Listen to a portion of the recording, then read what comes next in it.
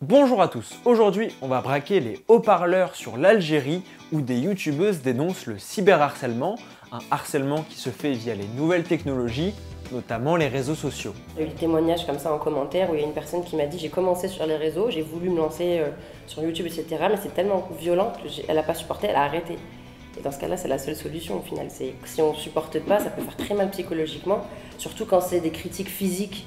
Alors, on a vu le cas de l'Algérie, mais en France aussi, on se fait harceler sur les réseaux sociaux. Et souvent, ça nous concerne nous, les collégiens et les lycéens. Près de 40% des 13-17 ans disent avoir déjà subi une agression en ligne. Et parfois, ça mène jusqu'au suicide. Pour en parler, je vais aller voir une association qui se bat contre ça depuis 10 ans, elle s'appelle e-Enfance. Ils font de la prévention contre le cyberharcèlement dans les écoles. Et ils ont aussi un numéro d'écoute gratuit pour signaler les cas de cyberharcèlement ou se faire aider si on en est victime.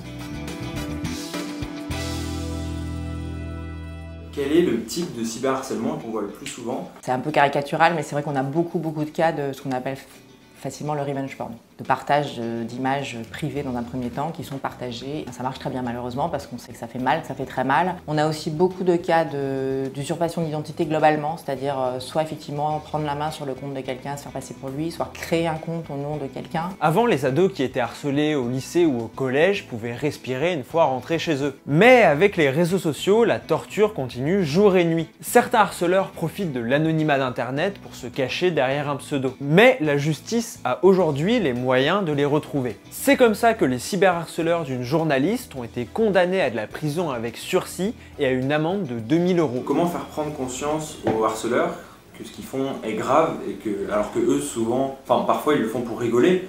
Alors, il y a différents types de harceleurs en fait. Ouais. Il y a d'abord celui ou celle qui a l'initiative du harcèlement. Celui-là en général, ou celle-là, c'est très bien qu'il est en train de... Il sait pourquoi il le fait, parce qu'il veut se venger, embêter quelqu'un, l'humilier, etc. On va essayer d'éveiller plus d'empathie pour lui dire, mais enfin quand même, est-ce que tu te rends compte de ce que tu fais? Est-ce que ça mérite vraiment ça? Voilà, donc c'est vrai qu'on est dans une interaction plus humaine pour lui faire prendre conscience de ses responsabilités. Après, il y a tous les autres, effectivement, harceleurs, c'est-à-dire ceux qui participent au phénomène, qui ne sont pas à l'initiative. Bon, bah, ils se retrouvent embarqués dans le truc, ils voient passer une image, tiens, c'est fun, c'est vrai qu'il est ridicule, elle a l'air moche. Il y a la victime en face, et souvent les enfants ou les ados qui sont victimes de harcèlement, c'est des adolescents qui ont du mal à exprimer leurs émotions, et surtout celle de la colère. Donc du coup, c'est vrai que pour toute cette masse-là qui participe au harcèlement, ils se disent, bah, ça n'a pas l'air de lui faire grand-chose en fait. Et alors je travaille aussi avec des journalistes et haut-parleurs qui ont fait une vidéo notamment sur le cyberharcèlement des youtubeuses. Oui. J'aimerais juste vous montrer un petit extrait de 30 secondes. Bonjour, c'est Reda d'Alger. Facile à commettre, bien planqué derrière l'écran de son PC, le cyberharcèlement en Algérie connaît une ampleur démesurée depuis la démocratisation d'Internet dans le pays.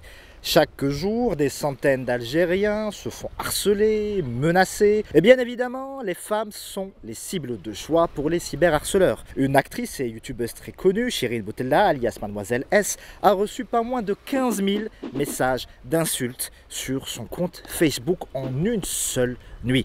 Si on imprimait ça sur du papier, ce serait l'équivalent de 224 mètres de pure méchanceté et de haine.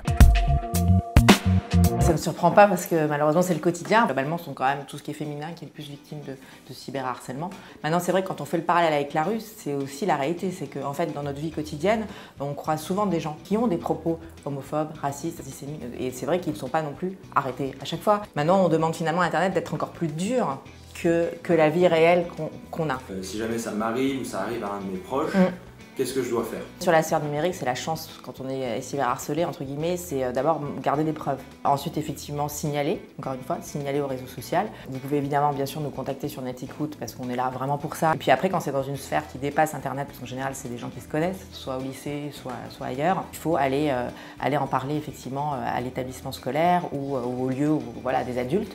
Il ne faut pas penser qu'on va s'en sortir tout seul parce que c'est pas vrai. Comme toutes les victimes, on a du mal à en parler, mais il faut se dire qu'on est dans son bon droit, que c'est les autres qui sont coupables. Voilà, sortir de sa bulle de silence et se dire qu'on n'est pas le seul à trouver ça anormal et que les autres vont aussi être scandalisés et nous aider avec ça et qu'on va trouver des gens pour vous aider là-dedans. Je vous donne le numéro de NetÉcoute. 0800 200 000. N'hésitez vraiment pas à appeler si vous êtes victime de cyberharcèlement ou témoin d'une situation comme ça. Pour trouver des solutions, e-Enfance appelle les réseaux sociaux à prendre leurs responsabilités et à mettre en place une meilleure modération pour stopper le cyberharcèlement dès qu'il commence. Et vous, Qu'en pensez-vous? Vous avez des idées pour lutter contre le cyberharcèlement? Vous y avez déjà fait face? C'est aux réseaux sociaux de contrôler ou c'est à chacun de comprendre que ce qu'il poste peut blesser? N'hésitez pas à me le dire en commentaire et n'hésitez pas aussi à partager la vidéo. On se retrouve la prochaine fois. Ciao!